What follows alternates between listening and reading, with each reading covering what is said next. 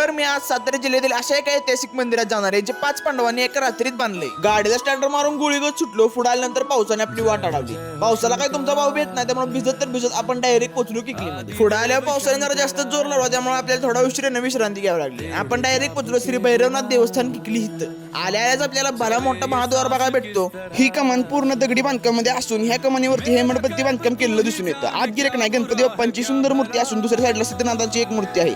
तिथनं पुढे तुळशी वृंदावन म्हणजे आपली तुळशी माता आहे। हेच ते मंदिर ते 5 पांडवांनी एका रात्रीत बांधले, जे इथले लोक अतिशय श्रद्धेने सांगतात। मंदिराच्या आत गेलं नाही, नंदी महाराजांची सुंदर अशी मूर्ती बघायला भेटते। आपलं नशीब एवढं खोटं आहे की नाही की आज मंदिराला डायरेक्ट कुलूप होतं, त्यामुळे आपल्याला बाहेरनं दर्शन घ्यावं लागलं। देवाचं दर्शन बाहेरनंच घेतलं आणि जेवढ्या आत ऐतिहासिक गोष्टी ना त्यापेक्षा ऐतिहासिक गोष्टी बाहेर जास्त आहेत बरं का। हे अख्खं मंदिर ना पूर्ण दगडी बांधकामामध्ये केलंय। ह्या मंदिरावरती इतकं सुंदर कोरीकाम आहे ना, ती बघून तुम्ही डायरेक्ट हँग होऊन जाणार। एवढं सुंदर कोरीकाम आहे ना, जे आजच्या कलेला पण एकदम फिकं पाडून टाकत। आणि अख्खं मंदिर आहे ना अशा दगडी खांबांवरती बरं का। मंदिराच्या प्रांगणामध्ये एक दीपमाळ आहे आणि जिथंच आहे ना अजून एक दुसरं मंदिर आहे। ह्या मंदिराचं बांधकाम आहे ना आपल्याला अपूर्ण दिसतं, कारण जेव्हा 5 पांडव मंदिर बांधत होते तेव्हा सकाळ झाली। ह्या मंदिराचं बांधकाम आहे तसं अपूर्ण राहिलं।